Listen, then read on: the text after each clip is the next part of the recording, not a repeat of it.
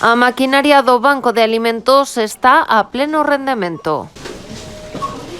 Este non parar que se viu no supermercado Gadis da Rúa Oliva en Pontevedra é só un exemplo do que aconteceu hoxe en máis de 130 establecementos da provincia. Hoy y mañana estaremos en todos los supermercados y bueno, esperemos que se desarrolle como en todos los años anteriores, o sea, que todo vaya conforme a lo que tenemos establecido. Case 2.000 voluntarios ofrecen información á clientela desta importante iniciativa. Son unha peza fundamental para conseguir que a gran recollida sexa un éxito. Importantísimo porque sin el voluntario era imposible hacer esta recogida, ¿no?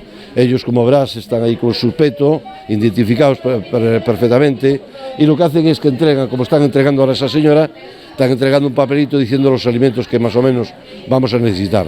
O Banco de Alimentos fixouse este ano un obxectivo ambicioso. Queren superar os 350.000 kilos de alimentos para volver a encher uns estantes case baleiros polo incremento de persoas que precisan axuda. Pues muy importante, habida cuenta de que la demanda evidentemente sube, y es muy importante para nosotros. Piden sobre todo doazóns de comida non perecedoira, especialmente conservas envasadas en cristal. Noutros casos, por decisión dos supermercados, só están permitidas as achegas económicas. Vosotros lo estáis viendo aquí el carro está lleno, ya hemos llevado varios carros para adentro, o sea que la gente está respondiendo, afortunadamente. Se hoxe non tiveron oportunidade de deixar o seu grande área, recorden que esta Marea Azul continuará nos supermercados pontevedreses durante a xornada de mañá.